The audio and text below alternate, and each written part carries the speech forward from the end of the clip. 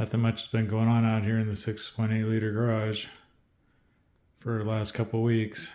And look, still no table, but it's supposed to be here soon. That's right, guys, it made it. A day later and the table's here. Unfortunately, I hate to be a tease, but I'm gonna be a tease. I don't have time to do anything about this. It's gotta wait till the weekend. But the next video, we're gonna be putting this table together, unpacking it, putting it together, and start looking at how I'm gonna mount the Arcdroid and the ×2 to the table. Thanks to Texas Metalworks for whipping this out. They said it'd take about 3 weeks. That's about how long it took. Shipped to me in 5 days from Texas to California.